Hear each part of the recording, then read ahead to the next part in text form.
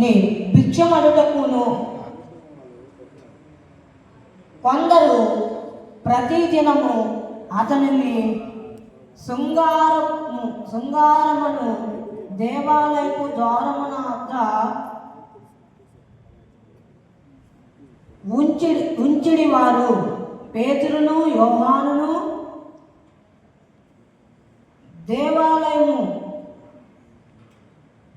దేవాలయములోకి ప్రవేశించబోనప్పుడు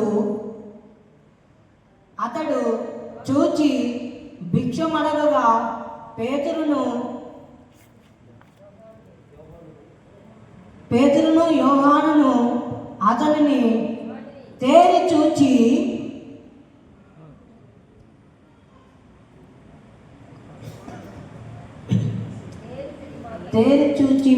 చేయదండి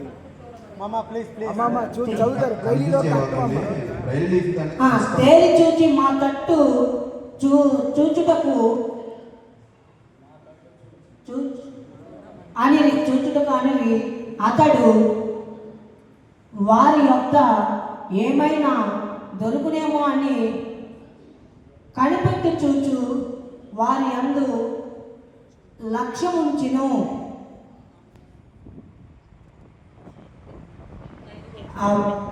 అంతటా పేతురు, వెండి బంగారములు నా యొక్క లేవు గాని నీకు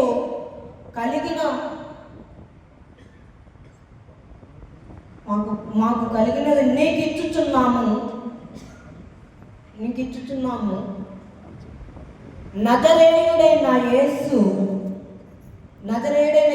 క్రీస్తు నామమున నడుము అని చెప్పి అతని కుడి చేయి పట్టుకొని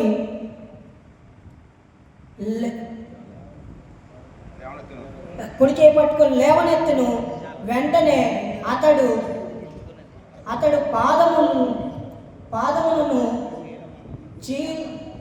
చీలమండలమును బలము పొందుకొని అతడు దిగ్గున లేచి నిలిచి నడిచెను.